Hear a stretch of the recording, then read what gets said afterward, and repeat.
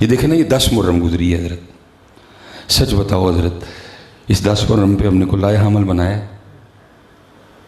یزید بھی ہے، شمر بھی ہے، کو ہم نے بنایا کو 10 اس محرم پہ کو لائے حمل حضرت؟ کوئی نہیں. یہ شب معراج گزری ہے حضرت، کوئی لائے حمل بنایا ہم نے حضرت؟ باتیں کرنے کو بہت ہیں حضرت. صرف مجھے اتنا بتاؤ حضرت، اس شب معراج رو کے مسجد اقصیٰ نے ایک بار نبی پاک علیہ السلام کو نہیں پکارا ہوگا؟ کیا مسجد اقصیٰ نے رو کے حضرت عمر کو نہیں پکارا ہوگا حضرت؟ کیا اس نے ایک بار رو کے پھر صلاح الدین ایوبی کو نہیں پکارا ہوگا حضرت؟ تمہیں تو پتہ ہی نہیں تمہاری ذمہ داریاں کیا کیا ہیں حضرت. لیکن کیا اس نے کہا مست رکھو ذکر و فکر صبح گاہی میں انہیں حضرت؟ پہلی بار حضرت جی 2017 میں نا اس نکمے کو جو ہے نا وہ مدینہ پاک سے بلاوا آیا، تو ہم غار ثور شریف کی زیارت کو گئے. تب میں بھی کوئی 5-6 سال پیچھے تھا، 32-33 سال عمر تھی تب.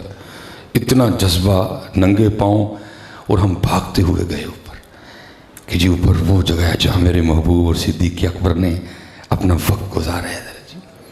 بھاگتے ہوئے ہم گئے، اور راستے میں نا حضرت کوئی درمیان میں نوجوان آ رہے تھے 2-3 اوپر سے، انہوں نے ٹی شرٹ پہنی ہوئی، وہ لانگ نکلے نا، میں نے خیال کیا کہ شاید ترکی سے ہیں. میں نے ان کو سلام کیا، انہوں نے وعلیکم السلام. میں نے ان سے پوچھا، میں نے کہا ٹرکی؟ انہوں نے کہا نا. میں نے کہا ٹرکی؟ انہوں نے کہا نہیں. میں نے کہا کنٹری؟ تو اس نے کنٹری کا نام تو نہیں، وہ کہتا ہے مسجد اقصیٰ، فلسطین. مجھے پوچھتا ہے، میں نے کہا پاکستان. مجھے بس اتنی، میں اس سے زیادہ ہماری آپس میں کوئی بات نہیں ہوئی ہے. نہ وہ مجھے کچھ بتا سکا، نہ میں اس کو بتا سکا. نہ وہ مجھے بتا سکا میرے دل میں کتنا درد ہے، نہ میں اس کو بتا سکا کہ ہمارے دل میں مسجد اقصیٰ کے لیے، فلسطین کے لیے کتنا درد ہے. بس اتنا ہوا حضرت، ہم دونوں ایک دوسرے کے گلے لگے اور ہم اتنا روئے، اتنا ہم روئے کہ میں آپ کو بتا دیتا. نہ وہ مجھے اپنے دل کا درد بتا سکا، نہ میں اس کو اپنا درد بتا سکا. یار اسی صرف کر کا کھڑی سکتے، بس ہم مجبور ہیں، ہم کر کچھ نہیں سکتے، ہم مجبور ہیں. تجھے بتاتے کہ ہم کر کیا کہہ سکتے. تمہاری تو پتر ذمہ داری بڑی ہے میرے بچے. لیکن کیا وہ کہتا ہے مست رکھو ذکر و فکر صبح گاہی میں. جی آدھا لے پاسے نہ آن دیو ہنن، ایک ہی کٹن بہ کے سارے. ان کو اپنے نفس کی طرف نہ آنے دینا، ان کو میری طرف نہ آنے دینا. حضرت جنید بغدادی، یہ لکھا جی حضرت جنید کے لیے، کئی سال گزر گئے، آپ کا نفس انجیر کھانے کا تقاضا کر رہا تھا، اور حضرت جنید اپنے نفس سے لڑ رہے تھے. حضور بلے شاہ نے کہا نا میں لڑتا ہے شیطان دے نال بندیا، کدی نفس اپنے نال لڑے ہی نہیں. آکھے پیر بلے شاہ اٹھ دیاں پھڑنا ہے، جڑا گھر بیٹھا انہوں پھڑے ہی نہیں. کئی سالوں سے نفس تقاضا کر رہا تھا انجیر کا، لڑائی جاری ہے جنگ. ایک دن آپ روزے سے تھے، نفس نے پھر انجیر کا تقاضا کیا. کہا چل جنیدہ جو نفس نہ صلح کر لینے. مرید کو پیسے دیے، وہ انجیر لے کے آیا، انجیر سامنے رکھ کے بیٹھ گئے. وقت ہوتا ہے تو کھاتا ہوں. جیسے وقت ہوا، اذان شروع ہوئی، آپ نے بسم اللہ شریف پڑھ کے انجیر منہ میں رکھی اور رونا شروع کر دیا اور انجیر تھوک دی. مرید عرض کرتا ہے حضور انجیر نہیں کھائی. فرمایا کئی سالوں سے نفس انجیر کا تقاضا کر رہا تھا، اور جنید اپنی خواہش سے، اپنے نفس سے لڑ رہا تھا. آج پھر اس نے انجیر کا تقاضا کیا. میں نے کہا چلو آج نفس سے صلح کر لیتے. تجھے پیسے دیے، تو انجیر لے آیا. لیکن جیسے میں نے روزہ کھولنے کے لیے انجیر منہ میں رکھی تو پھر اندر سے نفس کی آواز کیا آتی ہے جنید دیکھ لے، پھر آخر اتنے سالوں کی لڑائی میں جیت ہی گیا نا. فرمایا جتن نہیں دینا ان کوئی، ادھر نہ نمان دئی. حضرت مست رکھو ذکر و فکر صبح گاہی میں انہیں، پختہ تر کر دو مزاج خان گاہی میں انہیں. اس لیے پتر بڑے کام ہیں. وہ کشمیر آج بھی تمہاری جان کو رو رہے ہیں. ایک ہاتھ میں پاکستان کا جھنڈا ہے، ایک ہاتھ میں کشمیر کا جھنڈا ہے. اور رو رو کے آج بھی کہتے ہیں کشمیر بنے گا پاکستان. ان کو کون بتائے؟ اور یہ نہیں اتنے جوگے رہے، یہ تو ٹک ٹاک کے بناتے ہیں. اب یہ نہیں اتنے جوگے رہے، اور یہ تو اپنا پاکستان بچا لیں تو بڑی بات ہے. اس لیے پتر کام کرو، کوئی عملی کام. حضرت بیٹھے ہیں، میں ادب کی وجہ سے کوئی بات اس طرح کی نہ ہو جائے. پتر سیٹاں خالی نے، صلاح الدین ایوبی کی سیٹ خالی ہے، بھرتی ہونے کے لیے بندہ ہی کوئی نہیں. طارق بن زیاد کی سیٹ خالی ہے، بندہ ہی کوئی نہیں. محمد بن قاسم کی سیٹ خالی ہے، بندہ کوئی نہیں. ٹیپو سلطان کی سیٹ خالی ہے، بندہ کوئی نہیں. نور الدین زنگی کی سیٹ خالی ہے، بندہ ہی کوئی نہیں. آج بھی حضرت دہلی کے میوزیم میں ٹیپو سلطان کی وہ تلوار پڑی ہوئی، پتہ کتنا وزن ہے اس کا؟ 100 کلو 2.5 من. وہ پکار پکار کے کہہ رہی ہے کوئی میرا حق ادا کرنے والا؟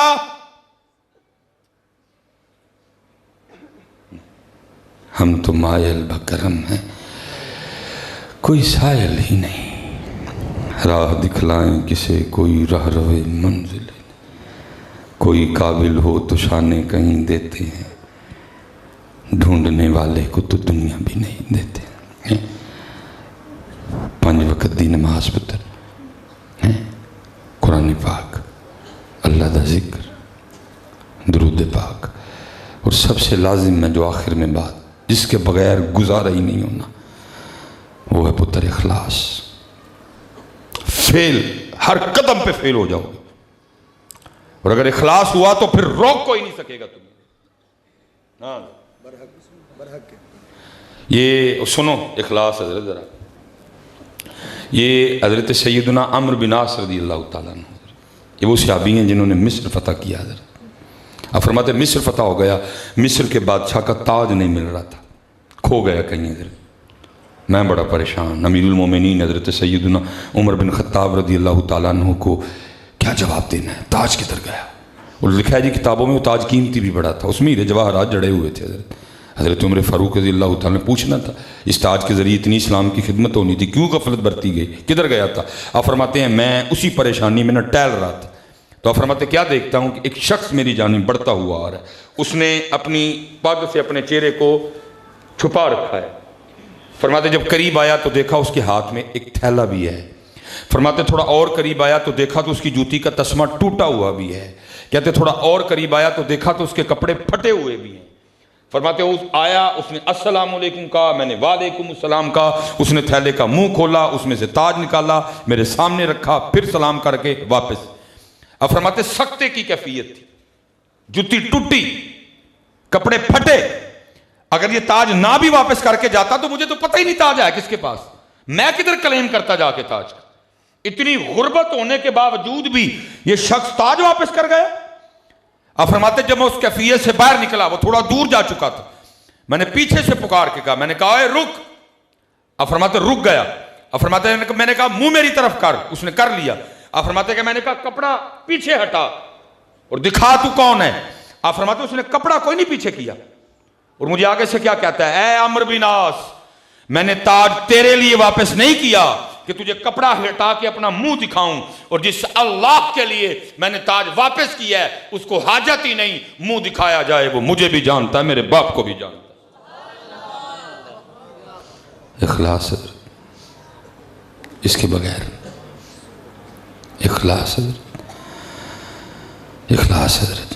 اور کیونکہ مجھے حضرت بڑی عقیدت ہے حضرت سیدنا جنید بغدادی رحمۃ اللہ تعالیٰ اللہ پتر میں نقش بندیاں دا حضرت، لیکن مجھے بڑی عقیدت ہے جناب سیدنا جنید بغدادی رحمۃ اللہ تعالیٰ. حضرت کے لیے بھی لکھا ہے کہ آپ اپنی وہ خانقاہ کے میں بیٹھ کے نا ایک دن وہ اخلاص پہ گفتگو فرما رہا. کیا دور تھا جی جب خانقاہوں میں یہ بھی ہوتا تھا، مونتے با پیران دیاں کرامتیں ہی نہیں حضرت جی.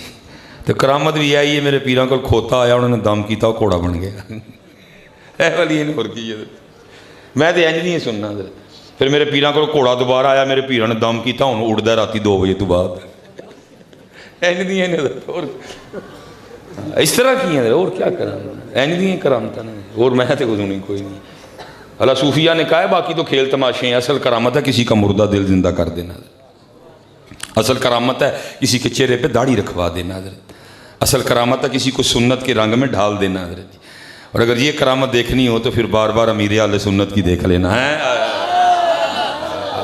یہ کرامت ہے نا حضرت. یہ زندہ باد زندہ آباد زندہ باد زندہ آباد.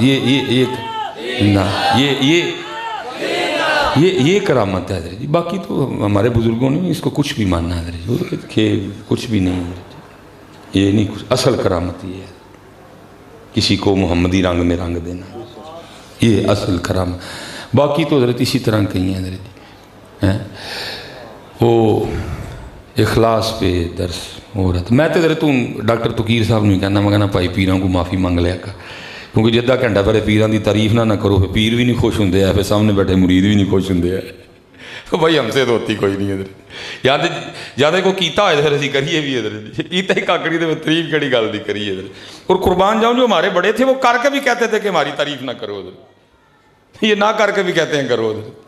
وہ کر کے بھی کہتے تھے. حضور غوث اعظم رضی اللہ تعالیٰ عنہ لکھا ہوا ہے آپ کے لیے.